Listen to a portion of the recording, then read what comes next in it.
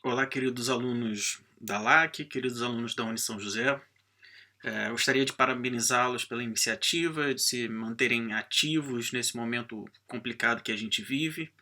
E o nosso papel como professor é tentar apoiar ao máximo, e por isso que a gente vai deixar pelo menos uma aula curtinha, algum tópico de discussão para a gente fazer ao longo da semana. O professor Alan já deixou uma aula de paciente cardiopata, e o nosso segundo encontro, né, virtual, nosso segundo tópico, é a prescrição de anti-inflamatórios em cirurgia bucal. E a sequência que a gente segue é por que, quando e como prescrever essas drogas, que é um ponto de dúvida que vocês têm durante a clínica.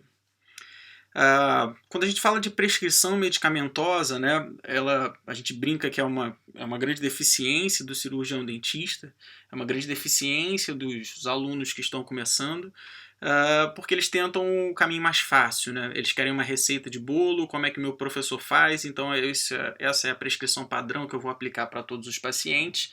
E se você tentar buscar uma prescrição padrão, a gente vai acabar errando, né? E esse erro pode custar caro para boa parte dos nossos pacientes.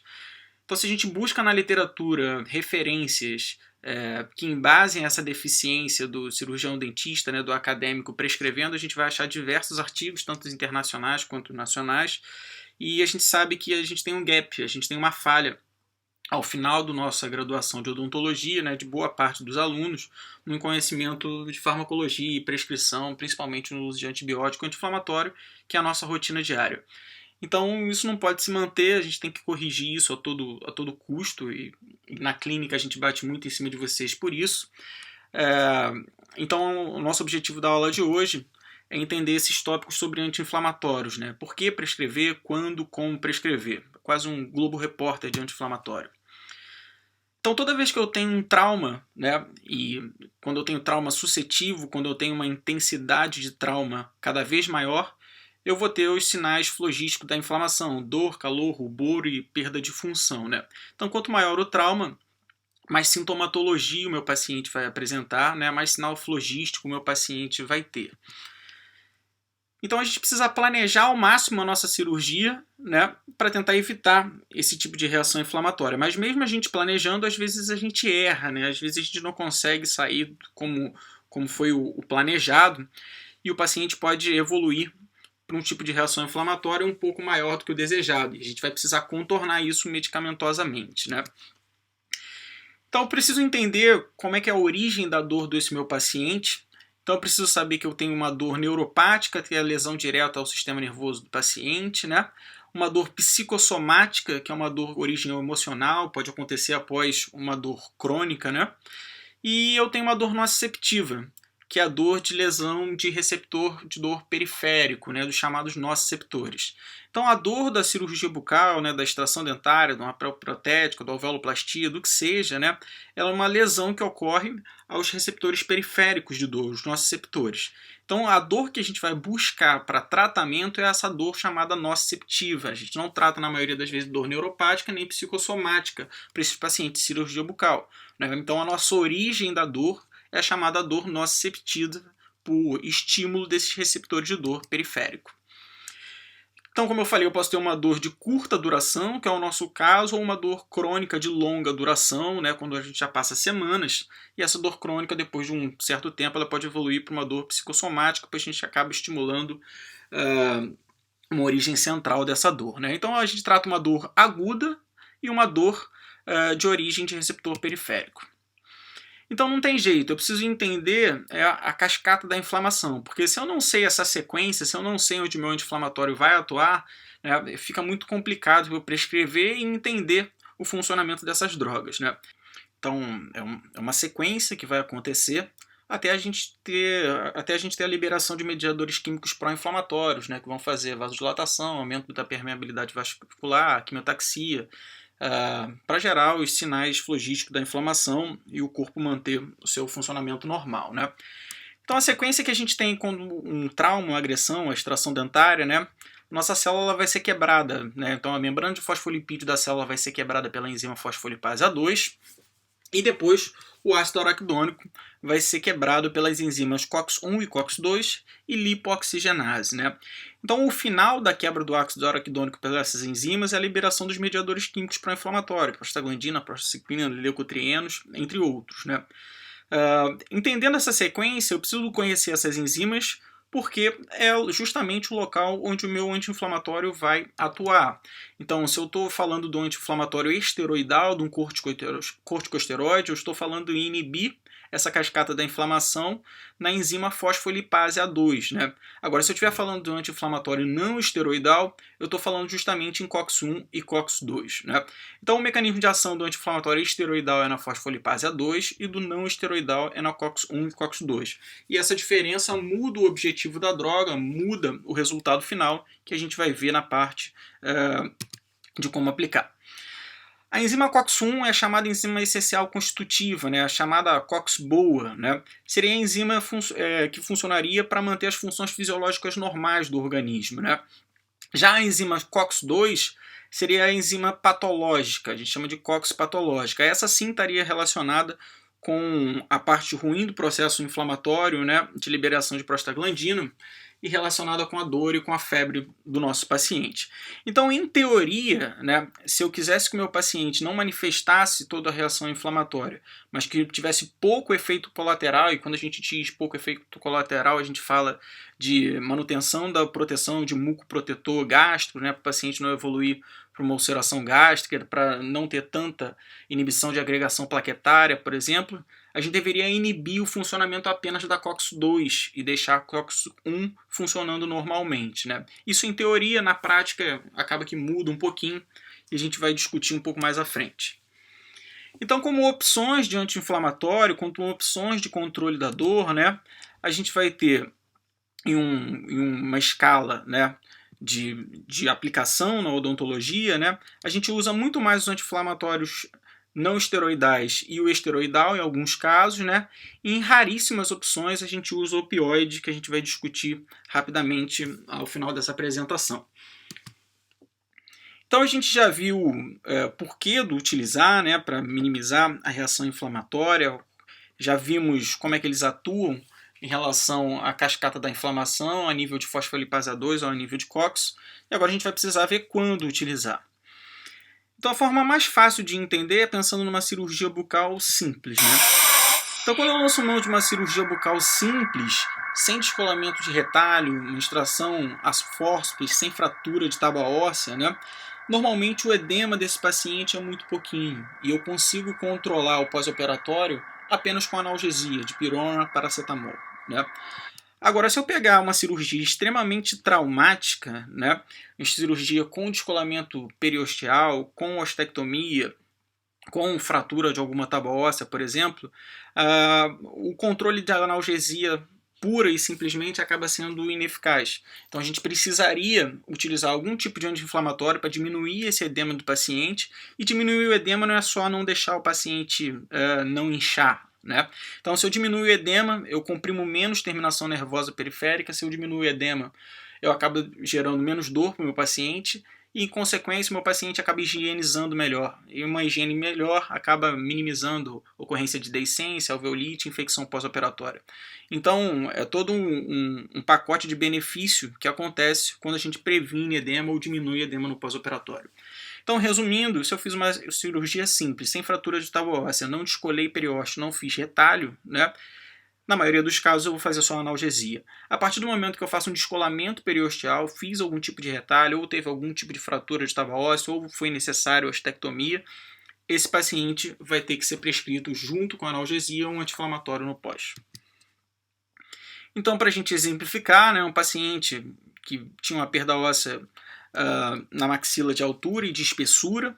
Então foi proposto um enxerto em bloco de ramo mandibular, então esse é o acesso na mandíbula do paciente. Então a gente já começa a contar um acesso na mandíbula, uma ostectomia e uma fratura, né, para a gente tirar um bloco ósseo. Mais uma cirurgia na maxila, né, com retalho, descolamento de periósteo, elevação de seio maxilar para enxertia.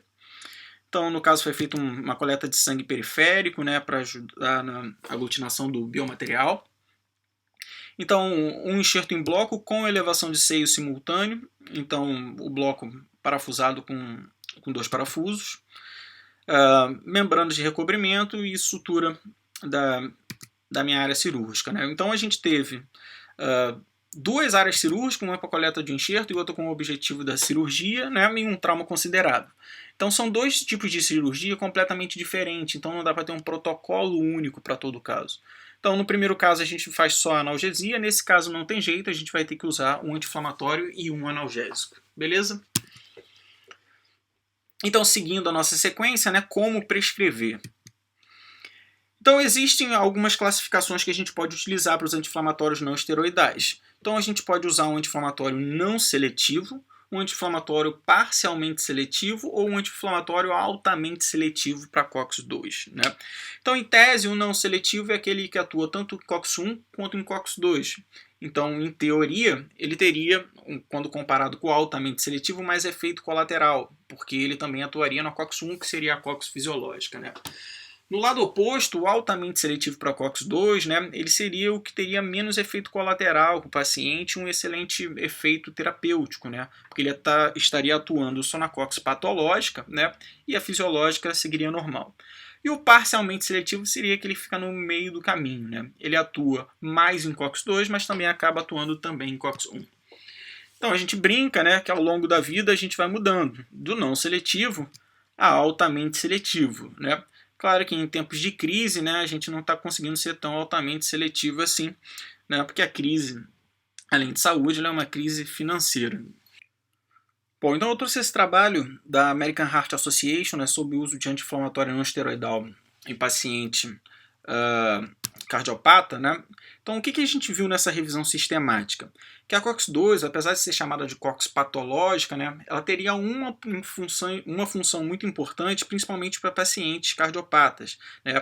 Porque a COX-2 ela estaria atuando na proteção dos cardiomiócitos contra a injúria oxidativa, né? Principalmente naqueles pacientes que já tinham algum episódio de isquemia, elas funcionavam na ajuda dessa reoxigenação do miocárdio. Então a COX-2 não seria tão patológica assim, que ela teria essa função importante nos pacientes cardiopatas.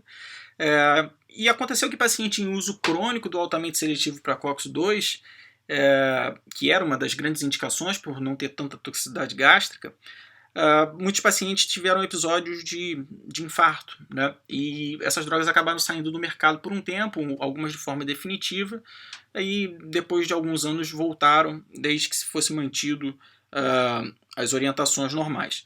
Então, quando eu falei lá atrás que na teoria, né, os não seletivos teriam mais efeitos tóxicos e os altamente seletivos seriam melhor por atuar só na COX patológica, isso não é tão bem assim 100%, né? Na prática muda um pouco. Só que nesse mesmo trabalho da American Heart Association, eles orientam, né, e tentam alertar quanto ao uso crônico de outras drogas também não seletivas, como o naproxeno e o diclofenaco, seriam tão tóxicos quanto. Então a gente usa anti-inflamatório, né, com o objetivo de ser analgésico e anti-inflamatório contra edema propriamente dito. Né? A não ser em caso de infecções que a gente tem o objetivo de ser antipirético e nunca a gente tem o objetivo de ser antiagregante plaquetário. Isso para a gente acaba sendo um efeito adverso, mesmo sabendo que o AS é utilizado basicamente no Brasil como função de antiagregante plaquetário, diferente de como ele é utilizado nos Estados Unidos. Então a gente vai usar esses anti-inflamatórios não esteroidais para dor leve a moderada, né? E com a dor nociceptiva, né? Quando é estimulado o receptor de dor periférico, que é o nosso caso. Então não tem nenhuma alteração de nível de consciência, porque não está atuando a nível central, diferente dos opioides que a gente vai ver no final. Então, como exemplos de não seletivo, a gente tem o diclofenaco, ibuprofeno, tenoxetan e a aspirina. Os altamente seletivos são os coxibes, né? E os parcialmente seletivos, que ficam no meio do caminho, é a nimesulida e o meloxicam. Então a nossa escolha ainda é a nimesulida como anti-inflamatório, né? Porque ela apresenta as vantagens do altamente seletivo com menos vantagem do não seletivo, fica no meio do caminho, nos prós e contra, né? E por que a gente usa nimesulida e não meloxicam? Porque a gente já tem um trabalho para cirurgia de terceiro molar, que quando comparou um lado com nimesulida e o outro lado com meloxicam, justamente fazendo a avaliação dos parcialmente seletivos, a nimesulida teve uma resposta melhor no controle da dor e do edema no pós-operatório de terceiro molar incluso, né? Então a escolha não pode ser eu vi fulano fazer, né, o meu staff do hospital faz assim. Não, tem que ser baseado em ciência. A gente tem que saber o porquê que a gente está prescrevendo. Então a gente vai usar de 2 a 5 dias, né? E como dose a gente tem a nimesulida de 100, de 12 em 12, ibuprofeno de 600, de clofenaco. Então doses vocês encontram em qualquer livro de prescrição. O detalhe com a nimesulida é que eu não posso usar a nimesulida. A gente sabe que tem o Arflex Retard, que ele é 200 para utilizar 24 horas, uma vez ao dia. E eu não posso pegar e dar 2 comprimidos de 100 para o paciente e achar que ele vai funcionar como retard, porque o retard tem uma composição diferente, ele funciona para ser liberado de forma lenta, né? Diferente da nimesulida de 100 mg, o Arflex comum, tá? Então, muitos alunos já perguntaram se pode fazer 2 de 100 e utilizar 24 horas. Não pode, só pode se for o retard. Então, algumas perguntas, né? Por quanto tempo a gente deve receitar um anti-inflamatório, né? 3, 5, 2, 7, depende do procedimento. Então, a nossa resposta acaba sendo sempre depende do procedimento, né? Porém, esse depende do procedimento nunca ultrapassa 5 dias, né? Para a cirurgia bucal. Então, a gente sabe que o pico de reação inflamatória é de 2 a 3 dias, né? Então, a gente deveria usar o anti-inflamatório apenas de 2, no máximo 3 dias. Quando a gente mantém até o 5º dia, a gente está potencializando o efeito analgésico. A gente não está tão preocupado com o efeito anti-inflamatório dele, porque o pico de reação inflamatória já passou. E a gente está buscando um aditivo no efeito analgésico para estender até 5. Então, na maioria das cirurgias, a gente vai ficar de 2 a 3 dias, mas isso depende muito do procedimento, qual é o tipo de cirurgia bucal que você está fazendo e quem está operando. Então, profissionais mais experientes têm trauma muito menor, né? Então, ele acaba podendo prescrever de 2 a 3 dias. Quando a gente tem menos experiência, o nosso trauma acaba sendo muito maior e às vezes a gente pede para o aluno estender até 3 a 5 dias por conta do trauma que foi gerado para o paciente. Então, o meu anti-inflamatório de escolha é aquilo que a gente discutiu. Então, a preferência pessoal, né, nossa acaba sendo entre o nimesulida e o meloxicam, por ser parcialmente seletivo, então puramente de acordo com o mecanismo de ação. E quando a gente compara os dois, a gente tem trabalhos mostrando a nimesulida como melhor resultado. Bom, os analgésicos, né, eles têm o mesmo mecanismo de ação do anti-inflamatório, porém eles são pobres como efeito para controle de edema, então acaba ficando classificado apenas como analgésicos. Então a gente tem a dipirona, que é a nossa escolha como analgésico de rotina. Para pacientes alérgicos a gente tem o paracetamol, né? E o cetorolaco, ele é um anti-inflamatório com pobre poder anti-inflamatório, que às vezes é utilizado como analgésico, né? O Deocil. Então, a gente precisa entender que o cetorolaco, né, ele tem tanto efeito tóxico quanto qualquer outro anti-inflamatório, né, principalmente gástrico, diferente da dipirona, que é muito mais leve. Então, se a gente está utilizando o Deocil como analgésico, a gente precisa entender que a gente está prescrevendo 2 anti-inflamatórios tóxicos para o paciente. Então, para paciente que tem algum tipo de alteração gástrica, isso não é possível, né? Porque eu vou fazer um sangramento gástrico, uma hemorragia digestiva para esse paciente, é muito perigoso. E ele não deve se estender por mais de 3 dias e nunca ser passado de forma SOS, né? Então, quando a gente usa uma analgesia, a nossa preferência é deixar a dipirona e usar o Deocil, o cetorolaco, como resgate. O que é isso? Se o paciente não está evoluindo bem com dipirona, ou manifestou alguma reação alérgica, ou ele está com alguma dor que eu vou precisar vê-lo apenas no dia seguinte e a dipirona não está segurando a dor, aí a gente pede para ele trocar a dipirona pelo Deocil, né? Porque ele teria um efeito, né, muito mais potente com a dipirona, né? Artigos antigos sugeriam que ele tinha uma potência central também, um efeito similar à morfina, o que a gente não concorda, mas ele é realmente mais potente que a dipirona usado sublingual.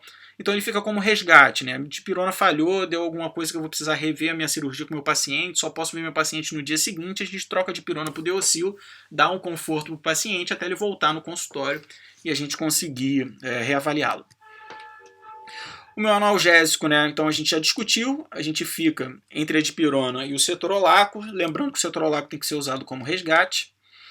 E dependendo da literatura, principalmente a literatura americana, vai dizer que a dipirona produz agranulocitose, produz anemia plásica, por isso que ela não deveria ser utilizada.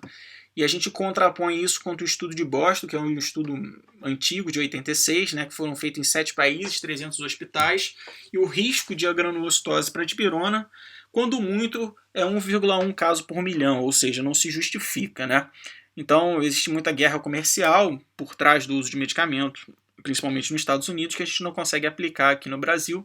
Então, por isso a gente escolhe a dipirona com segurança aqui. Com relação ao paracetamol, a gente tem que ter sim algum tipo de cuidado, porque o paracetamol é extremamente hepatotóxico, né? Então, algum paciente que já tenha algum tipo de hepatopatia, né? Paciente alcoólatra, por exemplo, ou esteatose hepática grau alto, a gente deveria usar com cuidado. A gente passa agora para os anti-inflamatórios esteroidais, né? Então, os anti-inflamatórios esteroidais, ou os corticosteroides, né, ou corticoide, eles também têm as mesmas ações dos anti-inflamatórios normais, porém eles têm um potencial para anti-edema, né? Eles são muito mais fortes para inibir edema, são utilizados com reações alérgicas, em casos de reações alérgicas são tratadas com corticoide, e também é uma alternativa para paciente alérgico ao anti-inflamatório não esteroidal. Então, por que ele tem o maior potencial para edema, né? A gente vai ter que voltar novamente no mecanismo de ação e na cascata de inflamação. Então, a gente já conversou que o meu anti-inflamatório esteroidal ele atua em fosfolipase A2, lá em cima, né? Então, perdão, deixa eu só voltar aqui. Então, ele atuando na fosfolipase A2, ele não inibe só a via da COX, né? Ele acaba inibindo a via da lipoxigenase. Então, ele inibe também os leucotrienos, que estão muito relacionados com o aumento da permeabilidade vascular e um potencial instalação de edema no paciente. Então acaba que quando a gente atua mais em cima na fosfolipase A2, a gente acaba inibindo muito mais o edema quando comparado se estivesse atuando apenas em COX, né? Porque a gente também vai inibir a via da lipoxigenase. Então essa é a justificativa. E a gente tem N grupos de anti-inflamatório esteroidal, né, cada um funcionando de uma forma, um com mais potente para edema, outro mais potente para imunossupressão, depende do objetivo que a gente está fazendo essa droga. Então a nossa escolha para cirurgia bucal é a dexametasona. Então quando a gente olha na tabela, ela tem um potencial muito grande para prevenção de edema, né, e ela é de longa duração. Então isso justifica a nossa escolha da dexametasona, por conta da potência contra edema, e por ser longa duração a gente acaba utilizando apenas no pré-operatório. Então isso é sempre o mecanismo de ação, a teoria, a prática a gente vê no dia a dia de acordo com os artigos clínicos, né? Então quando a gente compara o corticoide com o não esteroidal, a gente vê que sim, o corticoide apresenta maior redução no edema quando comparado ao anti-inflamatório não esteroidal. Então se eu vou fazer um terceiro molar, ou se eu já vou fazer uma cirurgia que eu sei que vai precisar abrir retalho, eu deveria, para prevenir edema, utilizar um corticoide no meu pré-operatório. Agora, qual tipo de corticoide, né, a literatura não consegue te dizer em relação à via, né? Ele consegue dizer que a via parenteral é melhor que a via enteral, ou seja, ele IM ou venoso acaba sendo melhor do que ele via oral. Não se justifica para cirurgia ambulatorial fazer venoso, fazer intramuscular, tem gente que faz intramasseter. Quando faz no masseter dói pra caramba no paciente, mesmo o paciente anestesiado. Então a nossa escolha continua sendo ele por via oral 1 hora antes do procedimento, né? Então se eu quero prescrever antes de uma extração, num paciente saudável, uma extração que vai precisar de um acesso cirúrgico com retalho, a gente deve prescrever um corticoide. Dá para fazer com anti-inflamatório esteroidal? Dá, né? É o melhor? Não, porque a gente já viu isso em trabalhos clínicos. Então essa é a nossa escolha, a dexametasona. Trabalhos antigos faziam com 4 mg, 4 mg funciona, mas a maioria dos artigos mostra com 8 mg, 2 comprimidos, né? Ou quando é venoso 10 mg. Então a nossa escolha são 2 comprimidos 1 hora antes do procedimento, né? Uma das perguntas é se precisa fazer desmame, né, do corticoide. Não precisa, ele não vai ter nenhum potencial de choque para o paciente, porque a gente está usando apenas um dia, só no pré-operatório. Mesmo quando se estende por mais 2 dias, né, tem gente que prefere, tem cirurgião que gosta do protocolo de manter mais 2 dias e não utilizar o não esteroidal. Também não precisaria fazer desmame só quando tem mais de 5 dias de doses suprafisiológicas de corticoide. Na nossa cabeça, como ele é de longa duração, a maioria dos trabalhos não estende por mais 2 dias, mantém apenas 1 hora antes e no pós-operatório troca para o não esteroidal. Com relação a uma outra pergunta, né, sobre a osseointegração de implantes, se o uso pré-operatório teria algum tipo de problema. Então, para implantodontia, a gente sabe que na dose que a gente usa também não tem tanto problema na sobrevida dos implantes.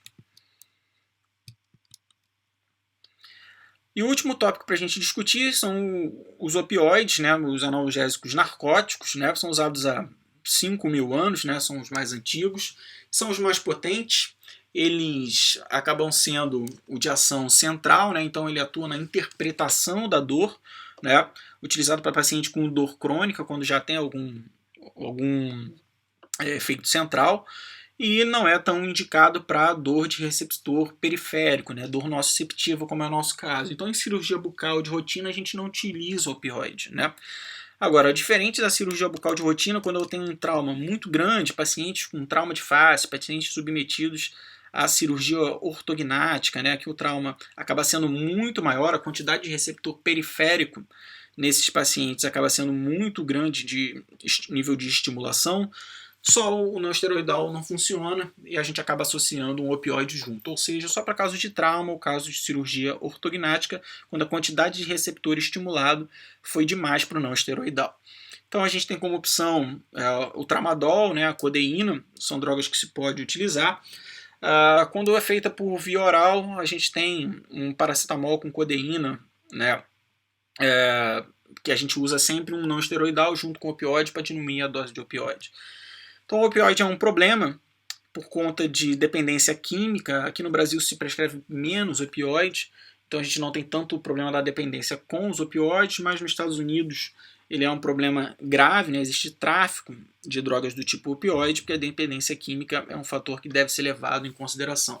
Então, existem outros problemas de efeitos adversos, né? Como náusea e vômito, mas a dependência é o que a gente precisa ficar alerta e sempre prescrito de curta duração e somente quando necessário. O último tópico, né, como fazer um receituário de uma forma correta, formal. Então a gente coloca o uso sem enteral, parenteral, no nosso caso o uso enteral, né, e a via, né, como título. Então qual a via que a gente vai utilizar, no nosso caso via oral. Então se eu não colocar o uso não tem tanto problema, porque a via vai estar lá. Agora se eu não colocar a via eu tenho um problema maior, porque o uso enteral pode ser via oral, via sublingual e por aí vai. Então a gente segue sempre uma ordem de prioridade. Eu estou colocando a amoxicilina aqui só para entender que o antibiótico vem em primeiro lugar, mas na maioria dos casos a gente não usa nenhum tipo de antibiótico para cirurgia bucal de rotina. Então a gente tem a nimesulida, então a gente tem a droga, né, a concentração da droga, um tracinho, a quantidade de comprimido que o paciente vai comprar. A gente sabe que para droga que tem livre, o paciente pode comprar livremente na farmácia, não é um problema, mas a gente tem que se acostumar a realizar da forma correta, né, para não sobrar comprimido para o paciente e evitar a automedicação. Então a gente coloca exatamente a quantidade de comprimido que o paciente vai tomar. Então nimesulida de 106 comprimidos, se é de 12 em 12 horas, 3 dias, né? Então a gente tem 2 comprimidos ao dia, por isso 6. Como analgesia, a gente colocou a dipirona, 500mg, 12 comprimidos, de 6 em 6 horas por 3 dias. E como via tópica, a gente deve sempre prescrever um colutório, né? Então a gente deixa a clorexidina de escolha, 20 ml da solução, de 12 em 12 horas por 7 dias. Né? Então, um receituário padrão que a gente deve ter como modelo. Claro que isso não vai ser aplicado para todos os casos. Então, a gente tem paciente alérgico, a gente vai trocar de pirona, a gente tem cirurgia a retalho ou não. A gente tem paciente que tem possibilidade de compra da nimesulida ou não. E a gente sabe que a nimesulida não é tão barato assim. Então, como considerações finais, a gente tem que saber as indicações, né? A gente tem que utilizar essas drogas o menor tempo possível. E não dá para ter um protocolo para todos os casos e seguir com isso o resto da vida. A gente vai sempre ter que adaptar a cada indivíduo e vai sempre precisando pensar a cada caso, né? Então, uma coisa é o seu professor operar, outra coisa é você operar no início de uma curva de aprendizado. Então, em tempos de problema, eu deixo aqui essa mensagem para a gente refletir. O meu e-mail para qualquer dúvida, mas eu vou deixar pedir para os meninos da Liga deixarem um roteiro de estudo na descrição desse vídeo e a gente marca um dia uma live, né? Eu sou zero blogueiro, então não sei nem como é que fala essas coisas, mas a gente marca um dia para fazer um ao vivo e a gente vai discutindo os tópicos e tirando a dúvida dos alunos, tá bom? Mais uma vez, parabéns pela iniciativa e até a próxima.